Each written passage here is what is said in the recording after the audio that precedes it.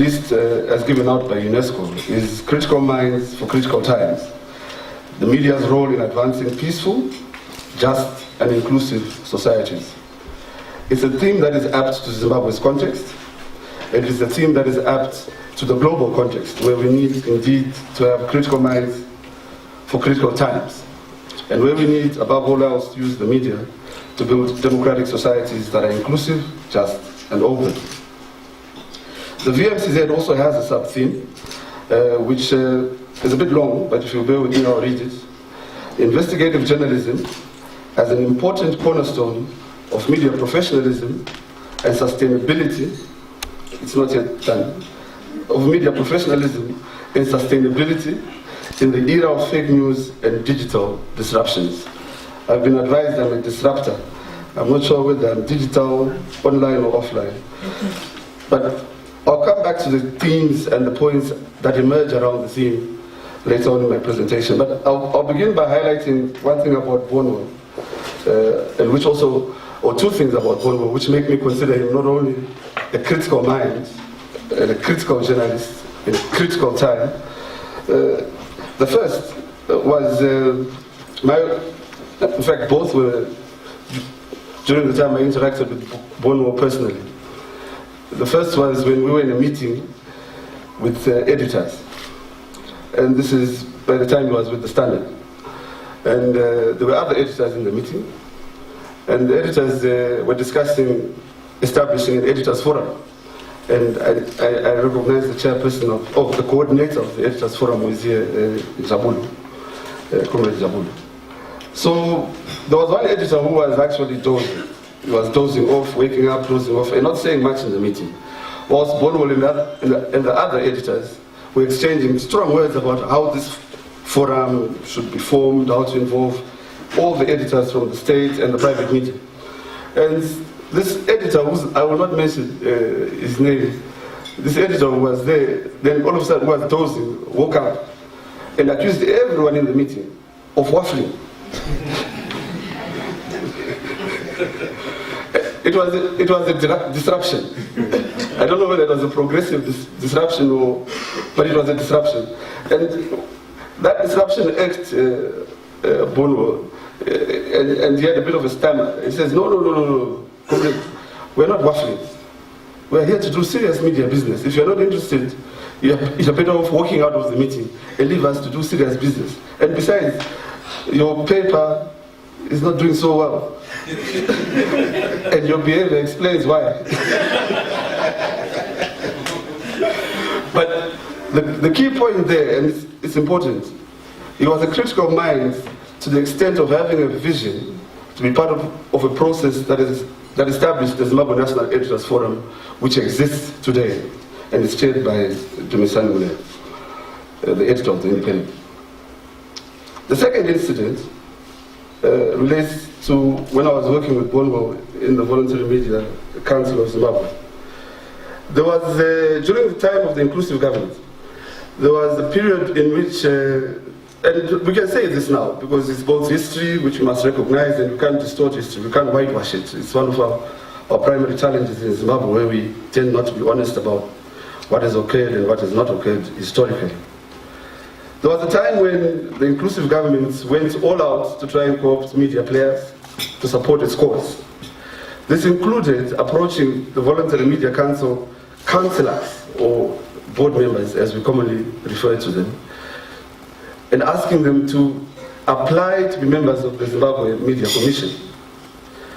It was a very contentious period, and Bonwo took contention like a duck to water.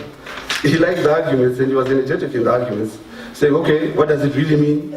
Can we have a meeting with the chairperson of the Media Commission, then Majonga? I'm not sure if he's still the chairperson. And we occasionally went to meet Majonga with Bonwo. But in private, apart from doing the diplomatic hustle, making sure that we bridge gaps and try and find solutions instead of always finding confrontation and disruption.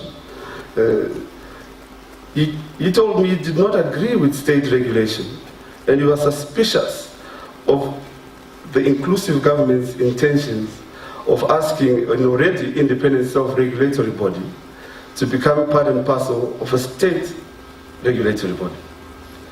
And in this, it was clear that he felt, as I did also, that there was no need for the Voluntary Media Council of Zimbabwe to wish itself out of existence. There was no need, I have to repeat this, and it will always emerge and be contentious. There was no need at that time, even when it appeared everything was somewhat politically balanced with an inclusive government. There was no need for the Voluntary Media Council to wish itself out of existence in order to meet the politically expedient intentions of an inclusive government which eventually never lasted as long as it anticipated. And that was commitment to principle. And this is where Bono demonstrates to me a critical mind at a very critical time. Otherwise we would not be here having breakfast. We would have ended at one or two other functions, but definitely not a Voluntary Media Council of Zimbabwe. These two incidents that I cite in relation to Bono being a critical mind in critical times, trying to contribute to the development of this country, are important, mainly because in the final analysis, his work and his actions were in defense of independent and vibrant journalism. In the final analysis, there was no one time where Chakawoza would argue that journalists in Zimbabwe are irrelevant or they are not learned. He always came to the defense of the media and journalists, largely because he viewed it as a very valuable profession. But the media landscape in Zimbabwe since then has changed. Since Chakawoza's activism, it has significantly changed, inclusive of the fact that there have been, and I think the Minister of Media, Information and Broadcasting Services mentioned it in their speech yesterday. There have been significant changes to the quantitative changes to the media. We have more radio stations. I don't know what local commercial actually means in radio lexicon, but we have radio stations that are based in specific cities, that are also based in specific provinces, as it were. They broadcast beyond the city. We have more newspapers. Quantitatively, yes, there are actually more at the ZMC licensing desk. Operationally, these more newspapers actually don't exist because they face challenges of existing in terms of financing and sales. But we do have more papers. This is the quantitative improvement that has occurred. We also have an increased number of journalists, or an increasing number of qualified professional journalists in Zimbabwe. And for this, I would refer you to Chris Chinaka's study of the state of media training institutions and capacity issues, I think in the mid-2000s, where he analyzed the fact that we have got so many colleges and universities that are offering the diploma in journalism, but also very few places and chances of employment. And our journalism sometimes in contemporary Zimbabwe is viewed as a last resort profession, where people only tick their application form, put journalism after they fail to get another degree or qualification. The increased number of qualified journalists has regrettably also meant that there's greater competition for jobs in the media, and greater competition for jobs in the newspapers.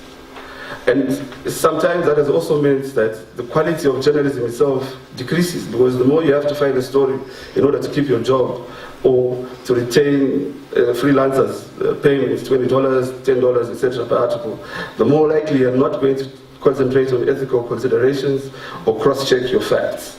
And this will emerge once again when we refer to the sub-theme of investigative journalism. The new constitution, which guarantees media freedom, freedom of expression and access to information. And I know that some colleagues here can sing off the sections of the new constitution that guarantee these rights.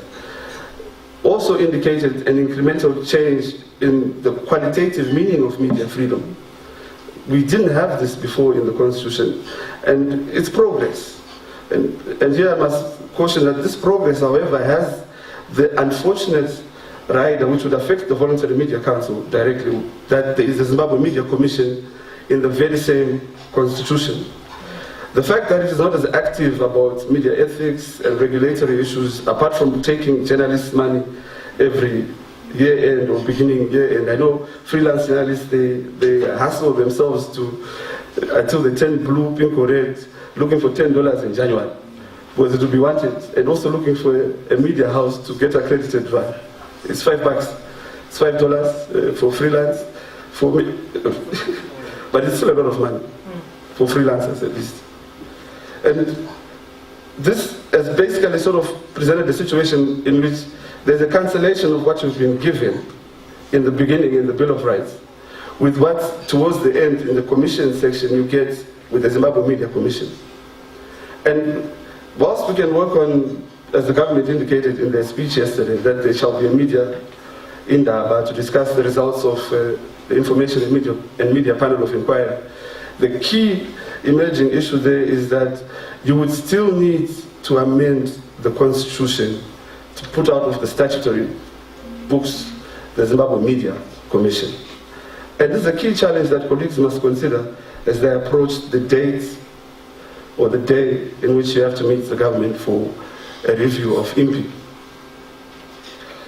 What has also happened in the media that was generally unprecedented, and I mention this because I know the comrades from the Union of Journalists, ZUJ, and Bono also worked closely with the Union of Journalists, is that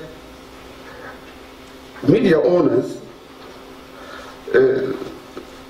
now know that the functional media environment for democratic media, a free, independent, vibrant media, they now know that they're probably not going to get it. And therefore their primary motivation, and I'll come to it when I try and explain investigative journalism, their primary motivation in their current work and is essentially profit. And this is why